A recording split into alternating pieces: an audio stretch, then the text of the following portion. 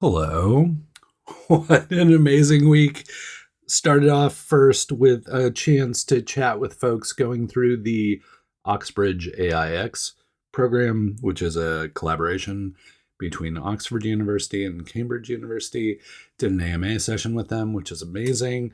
The next day, I got to go to Lewis and Clark here in Portland, hang out with some students going through Winterim there, which is like a startup weekend, but for a whole week kind of program. Got the chance to chat with them. But perhaps most importantly, and I know I've talked about it ad nauseum, but I'm so excited for this week to do the 2025 kickoff for the Portland startup community. I won't go into a great deal of detail here, but if you would like to hear more about it, just let me know in the comments and I can record something that you can watch that other folks won't have to watch if they're not interested. But I think, long story short, I think it went okay. I think it went okay. It was a just an experiment to see if, Pi and Silicon Florist and a variety of community partners collaborating to throw together a networking event would be valuable to the community. We've been receiving good feedback. We've been receiving critical feedback. I said I wasn't going to talk about it in depth, but long story short, about 400 people showed up. Seemed like a good vibe. And the next one is scheduled for April 8th. We'll do other stuff in between, but April 8th, big next networking event. The meetup page is already up. Please feel free to RSVP. Last I checked, we were already at 200 RSVPs for that one, so I think I'm going to need a bigger boat. But we will figure that out. Just RSVP. We'll figure out how big it's going to be, and we'll go from there. But if you would like to hear more about the ins and outs and how it worked and all those kind of things, I'll document all that. But please just let me know if you need me to record something on it. I'd be happy to do that as well. Okay, speaking of big events and the community getting together, if you missed the event this week and you're like, oh, I really wanted to get together with the tech community, it would have been nice to see people or whatever. What, you missed the Portland Startup Community Kickoff Gathering this week? I talked about it practically every week for a month or two.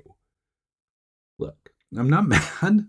We're good. We're good. We're good. I just want you to know about this stuff. So if this stuff is important to you, if the Portland startup community is important to you, then please subscribe. Just subscribe and I'll keep you in the loop on all of this stuff every single week.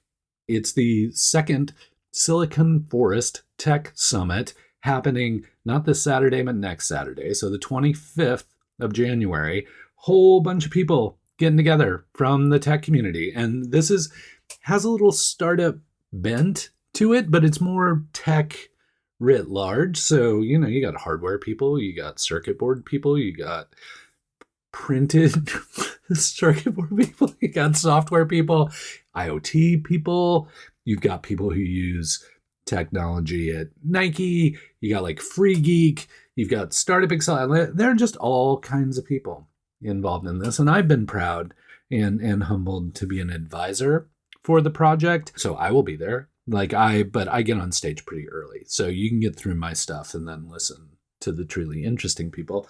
But last time around, they just let me record kind of an opening, which was nice. And but this time around, I actually have to be on stage. So please, it's a lightning talk.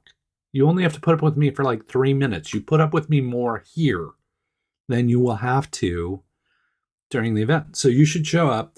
The other part of it was last year, the first year, it was out in Hillsborough. So there was obviously a lot of the Hillsborough tech community wound up gravitating toward it. Still a lot of the Portland tech community in Beaverton, Tigard, and Gresham, and Vancouver, and all everybody came together. It was a great event. Great speakers, great trade show environment.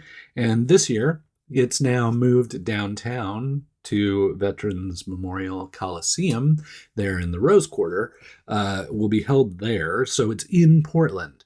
So I'm interested to see how the dynamic changes, what kind of attendees are there. But there are going to be several hundred people there, potentially 1,000. So please, tickets are cheap.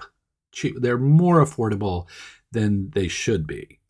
That's some of my advice to the organizers in the future is maybe your tickets are a little too cheap, but doing a great job, put together a great docket. There'll still be the trade show environment and all those kind of things. So please, if you missed the event this week, or if you went to the event and would like to go to another event to hang out with community, Silicon Forest Tech Summit 2025, happening January 25th at Veterans Memorial Coliseum. I will link it up so you can grab a ticket, and I will see you there. So maybe you're like, I don't want to network. I want to work. I have a startup. I got to get work done. It would be nice to work around other people, but I need to focus on work.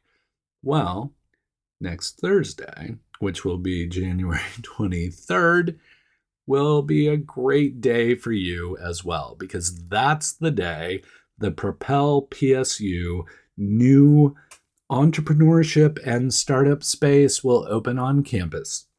That kicks off with the day of co-working through our friends at Upstart Collective. If you're interested in working out of the space, you just need to RSVP with them and get approved. You'll be given access and a hot desk to hang out at Upstart Collective throughout the day.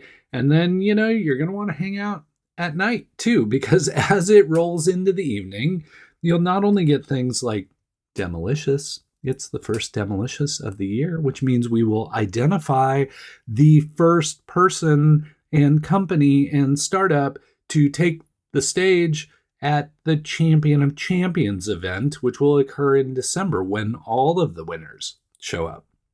Or maybe not, maybe it'll only be one. Like maybe you can't tell. Like maybe this person who wins Demolicious this January will win every other Demolicious throughout the year, because the reigning champ comes back the next month to compete against everybody else. But what if there's somebody who's so strong, like a Muhammad Ali, Joe Louis, Mike Tyson kind of person who just continues to win month after month? We can't tell at this point. It's an open field. So we'll see who wins Demolicious. And then hopefully, maybe, there'll be other people who win Demolicious. But all that being said, very first Demolicious of the year. It's free, pitch event, 3-minute pitch. Audience gets to vote. Bunch of people get on stage, so you get a lot of choices. But if you would like to see people building businesses here in Portland and hear their quick elevator-ish pitches about what they're building, get the chance to vote for your favorites. That's what Demolicious is for, and that's occurring in the evening of the 23rd. At the same time, the Metro Region Innovation Hub is kind of doing their kind of open reveal. They're a thing now, and they're being more public about the work they're trying to do. That's happening on the 23rd. And then, of course, throughout kind of Demolicious and following and the Metro Region Innovation Hub reveal, there will also be just the Propel PSU open house. If you're not familiar with the Propel PSU project, you may be familiar with the Portland State Business Accelerator, which is on South Corbett, the building that's really hard to get to. Like you take the Ross Island Bridge and you're like, can I just turn right? No, of course you can't turn right because there's all kinds of traffic there. So you have to come through like South Waterfront or get in there another way. Anyway, great building. Used to house, a variety of companies and projects and programs, and Upstart Collective had space there for a while. But now the PSBA building is no more. Now it's Propel PSU. So they've moved west to campus, officially to the PSU campus, whereas PSBA was a little bit off campus because it was a building that PSU had access to, but it wasn't really officially on campus. So now they're right there on, if you know where the Max line, the orange line, runs through, they're right there by that, right by the Chase Bank and the art building and all that kind of stuff. So at the very southernmost end of the Portland State campus. But now they have this big new facility where they can host the Center for Entrepreneurship and Upstart Collective and a variety of other projects. So if you're interested in PSU and their impact on entrepreneurship and startups and founders in our community, then you'll want to keep an eye on Propel PSU, and you most likely will want to attend the open house so you can see what facilities they have there and what you might be able to do there, or what events might be there, or what other partners are hanging out there. So should be great. Thursday's just a huge day of co-working and events and startup-y stuff and open houses and innovation and so many things happening. So yet another big week in the Portland startup community that, with both the Propel PSU event and Silicon Florist Tech Summit, it's gonna be a really great week. This week felt really front-loaded. The next week's a little backloaded, so you can get all your work done Monday through Wednesday, and then Thursday you can co-work. You can still get some work done, but then the nice thing about the Tech Summit is on Saturday, so you get a chance to do your work week and then go to an amazing event on Saturday. So again, I look forward to seeing you there. Okay, speaking of startups doing interesting work, bad segue, our friends at Graze, which if you don't recall, Graze is the company that is really looking to build tooling and functionality for Bluesky, because Bluesky is the new hotness. Like, everybody's psyched about what's going on with Bluesky, and with good reason, because, Twitter, who knows, TikTok apparently being banned. You got whatever Meta's doing with Facebook and Instagram, and people are like, yeah, where am I going to go? And it's like, well, you can go to Mastodon. Mastodon's doing some great stuff, and they're trying to figure out how to set up a foundation to manage their code base and like their strategy going forward. But Bluesky is taking a more kind of proprietary mixed with open path. But the nice thing about Bluesky is it reminds me of the very, very early days of the Twitter API, where there was kind of this openness to the product and the potential and the tooling that could be built around the product ecosystem or within the product ecosystem. And so our friends here at Graze, Devin and Pete, are continually like, Bluesky's moving fast, they're continuing to iterate, figure out things. They really are currently focused on helping you develop your own feeds. And if you're not familiar with the concept of feeds, there's like starter packs on Bluesky, which you can kind of create a library of interesting people, and you can hit one button and everybody can follow all those people you've curated. So there's like a Portland one and a tech one, startup ones, VC ones, which are really nice. Really good way to kind of kickstart your engagement on Bluesky. And then there are the concept of lists, which are, again, much like starter packs, but more with the content associated with them. So we create a list of all these people, and everything they post winds up on those lists. But as we all know, social media folks are multifaceted. They talk about a variety of topics and categories and businesses and their own personal stuff. I mean, apart from me, I just kind of babble about Portland startup stuff, but most people are not like that. So you have the starter pack, you have the lists, which are these people I want to hear all of their content in a kind of curated list, and then you have feeds. But feeds, you have to be a developer to build a feed. And the feed is based around a topic. So it's like there is a Portland feed. Like anybody who says anything about Portland, I can follow the Portland feed. Or there's a startup feed. I can follow that one. Or there's one that's like the top tech publications, and I can follow that feed. But I'm not a developer, so I can't build a feed. So what am I supposed to do? That's where Graze comes in. Graze makes it easy for even idiots like me to build a feed on Bluesky that not only I can use for my own benefit, but I can share with everybody else. So if someone respects my point of view, my algorithm on how I'm curating Bluesky content, they can use that same feed. They can subscribe to that same feed. So rather than a monolithic algorithmic decision made by a corporate entity, Bluesky has allowed you to own your own algorithms, to crowdsource algorithms. It's a really just thoughtful way of approaching the curation of content. And Graze is taking it a level deeper, which is like empowering more people to build those feeds really efficiently. Now, a fringe benefit of that for Graze, that feed creation, is they also have the option of inserting sponsored posts into those feeds, or just inject posts in general, whether they're sponsored or not.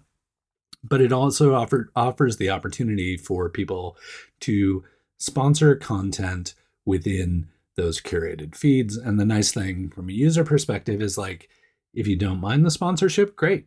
No problem there. If it's something that you're not interested in or it offends you, you can go build your own feed of the same exact content, but it won't be introducing the sponsored content. So everybody wins, I guess, is what I'm saying, which is really interesting. And, I've been keeping an eye on them, trying to get my head around, because Devin and Pete are like super sharp, really smart, like super thoughtful about this stuff. And so sometimes they have to kind of drag me along and like dumb it down to explain it to me.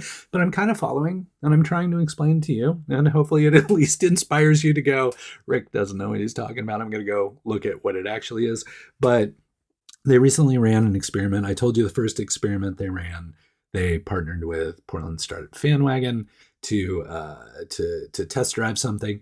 And then they've recently done like a 24-hour test of a feed and some content that was sponsored content that was introduced to that feed. Basically, in 24 hours, they got somewhere upwards of 500,000 views on that content within that feed. And the organization managing the feed received advertising income revenue from sponsored content in that feed, and that worked effectively. And, the best part about the whole thing is they also didn't receive any negative feedback about the sponsored content. So it seemed to be that they're kind of honing in on this like win-win-win kind of situation where everybody's happy. People who want to build feeds have the ability to build feeds. People who want to consume those feeds have a whole bunch of new feeds that they can consume.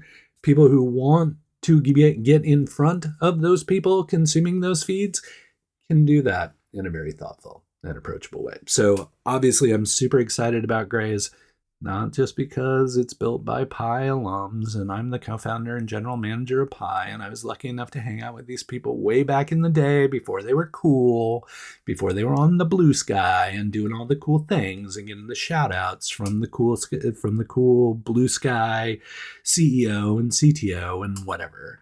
I knew them way back when. I'm like a hipster startup person. I knew them before they were cool. So, but I'm keeping an eye on them. Graze is great. Keep an eye on it with me. I will try and keep you up to date. But if you have any interest in Bluesky or the curation of that content, you should be keeping an eye on Graze.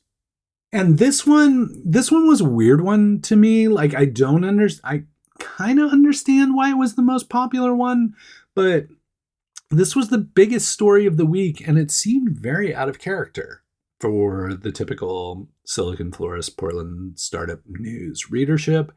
I left it until the end because I was like, I can't get my head around why this is the most popular story.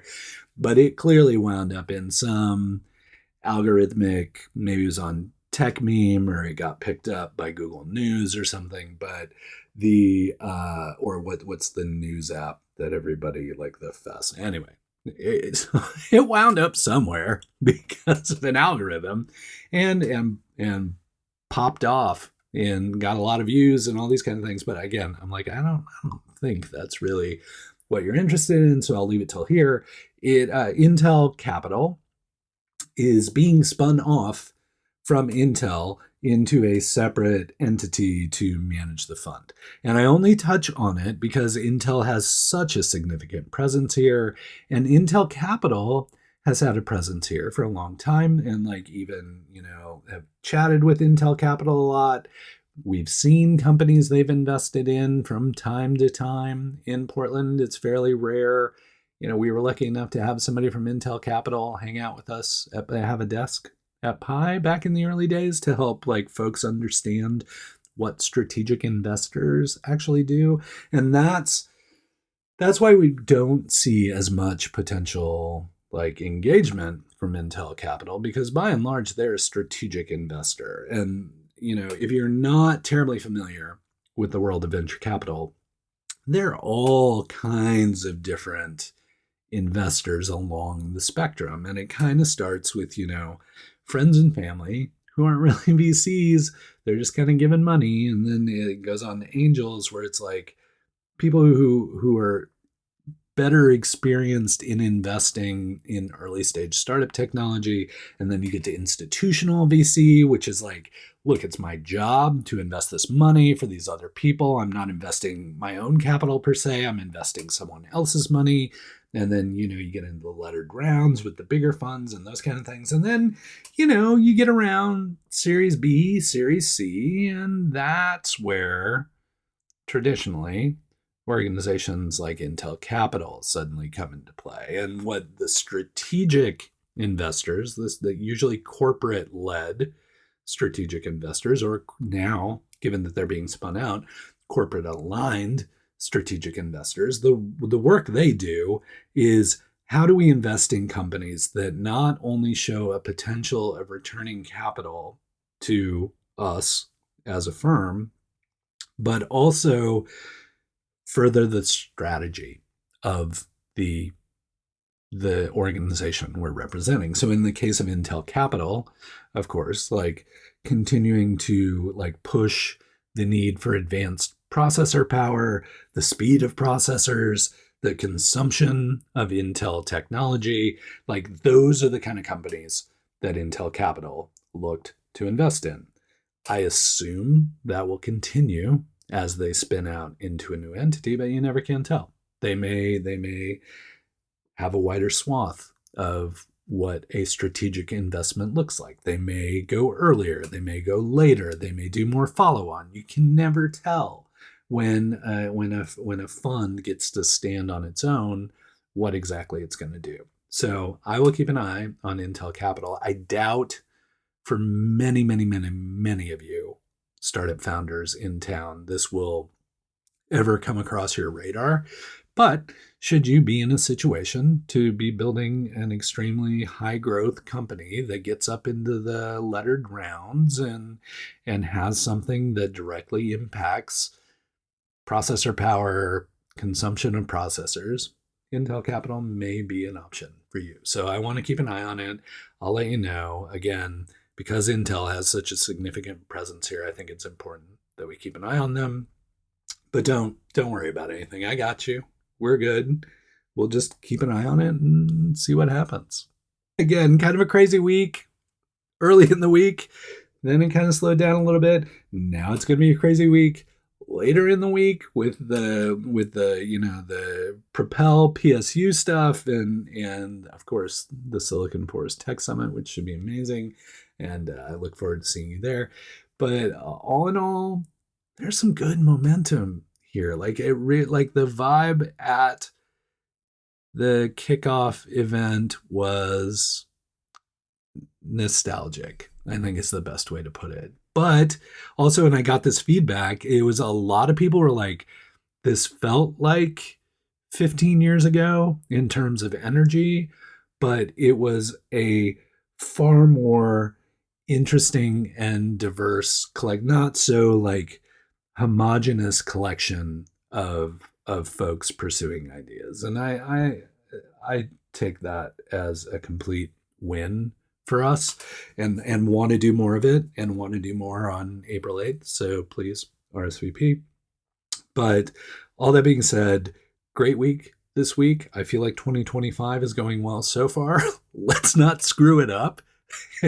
Hang in there. I hope everything's going well for you and that you feel this momentum and you're benefiting from this momentum in the Portland startup community. And until we get the chance to chat again, please keep up the good work.